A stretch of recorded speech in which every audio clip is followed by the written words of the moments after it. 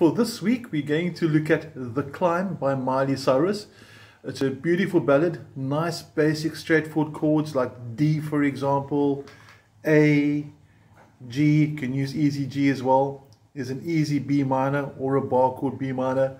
So the chords are pretty cool. And the song starts off really basic as well, with the piano simply playing the chord on each beat, sort of 1 and 2 and 3 and 4, something like that. Now what I'm going to do, just to set the feel for the song, I'm going to play the song from the back up here, and we're going to play along with it so you can see it, and then we'll break it down and see what needs to be done. Okay, here we go. First got the piano, 2, 3, 4 and... I can almost see it, that dream I'm dreaming, but there's a voice inside my head saying you'll never reach it. Every step I'm taking, every move I make feels lost with no direction. My faith is shaking, but I gotta keep trying.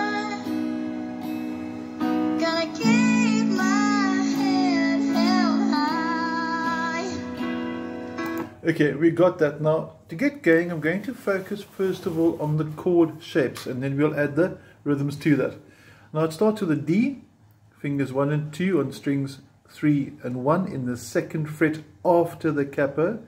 Ring finger goes onto the 3rd fret on the 2nd string. Okay, remember, very important when we play D, please do not strum all 6 strings, just strum the bottom 4. So it should sound like this. And it should sound if it's all together. Okay. Now the A chord is quite interesting because there's 2 ways to play it. I think most of us normally know the A like that, which has got finger 1, 2 and 3 in sequence on the 2nd fret after the capo. And that's on the 4th string, the 3rd string, 2nd string. Now that's the sort of general standard for A, but I like playing mine with fingers 1 and 2, 1 and 2 swapped around. So you're going to see up close there, I'm taking my middle finger up 1 and my first finger down 1. Now I prefer that because my little fat fingers squeeze in a lot better like that, but that's not the only reason why I like that. If I go back to the opening chord D and I change across to the A, you'll notice that finger 1 doesn't need to move. So I'm using my first finger to also help position the next chord. My change from the D to the A. Now you don't have to do it like this, it's a suggestion. I would like you to try it once. If it works for you, cool. If it doesn't work for you, also cool. So whatever makes you happy, you've got that option. Next, 3rd chord, G. This is the standard way of playing it that most of you I'm sure familiar with. If you're still quite new to guitar, easy G, quite acceptable. The only catch with easy G's, don't strum the top 2 strings. Don't play those 2. Just work at the bottom 4. If you play the full chord, obviously you can strum all 6 strings. And for some of those that have been playing for some time, you'll notice that the 3rd finger can go up a string and the pinky takes its place. So you can also play G like that. So 3 different ways for the same chord. Whichever one works for you, that's the one you're going to do. Okay. For the B minor, for those that are still new to guitar, try your B minor like this. It's almost steps for those that are Afrikaans. They sometimes call it trappies because it's like little steps of klein trappies for the Afrikaans. Finger 1, bottom string, 2nd fret. Finger 2, 3rd fret, 2nd string.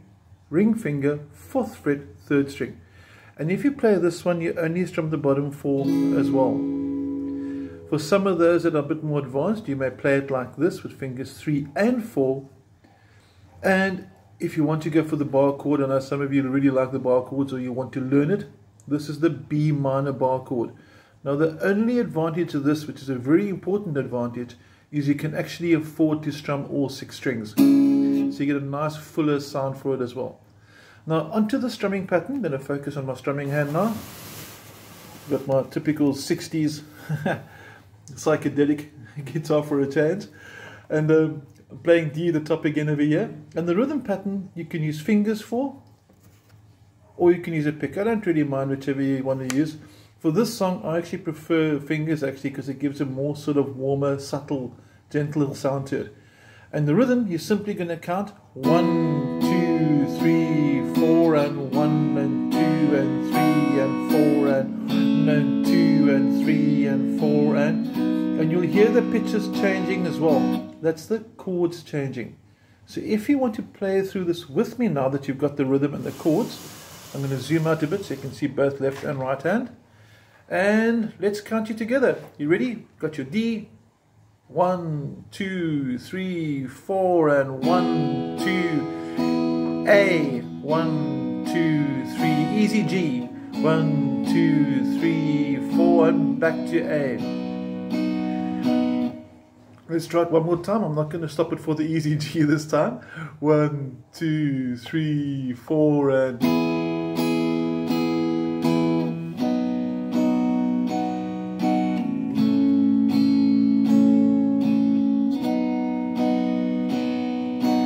It's as simple as that.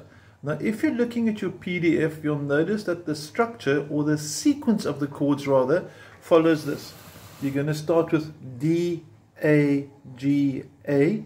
You're going to do that again, D, A, G, A. And then we finish the last line with B minor, A, G, A. So that all that's really changed, if you look at the verse, is that your D, before it goes D, A, G, A, becomes a B minor. So the third time around, B minor, A, G, A. And you've got the introduction for the climb. Now in the next video, we're going to look at the chorus and we're going to look at some picking patterns and we're going to see how we can make the song a bit more creative. But for now, first get to know the basics, get the feel on the changes, get the feel for the rhythm, and let's see how it goes from there on. Hope you enjoyed it so far, and we'll see you on the second video. Thank you.